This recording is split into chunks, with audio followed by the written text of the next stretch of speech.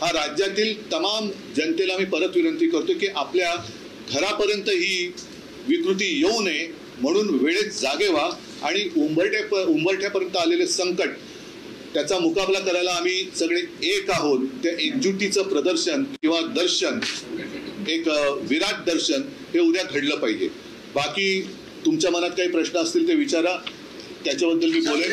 उद्या लोकल आणि बस सेवा सुद्धा बंद ठेवली जाणार आहे का? हो, बंद ठेवायला पाहिजेत, कारण उद्याचा बंद हा कोणत्याही राजकीय हेतूने प्रेरित नाही.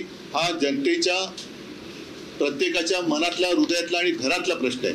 म्हणून लोकल आणि बस, मी सरकारला सुद्धा विनंतीच करतोय, जरी मी संताप मनात असला तरी सरकार आणि सरकारी पक्षाला विनंती करतोय की आपल्याला सुद्धा मुलीबाळी आहेत, कुटुंब आहेत, त्यांच्या रक्षणासाठी तुम्ही अकार्यक्षम असलात तरी जनता सक्षम आहे. म्हणून उद्याच्या बंदच्या आड पोलिसांची दादागिरी होऊ देऊ नका.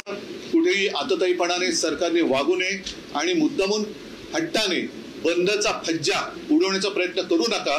कारण उद्याचा प्रयत्न तुम्ही जर का केलात तर 2-3 महिन्यानंतर जनता तुमचा फज्जा उडवल्याशिवाय राहणार नाही. म्हणून उद्या मी तमाम नागरिकांना परत विनंती करतोय की आपण कोणत्याही जातीपाती धर्माचे असाल, आपली भाषा कोणतीही असेल, कोणत्याही राजकीय पक्षाचे असाल, अगदी भारतीय जनता पक्षाचे जरी असाल, तरी हा बंद हा उद्या तुमच्या कुटुंबियांसाठी सुद्धा आहे.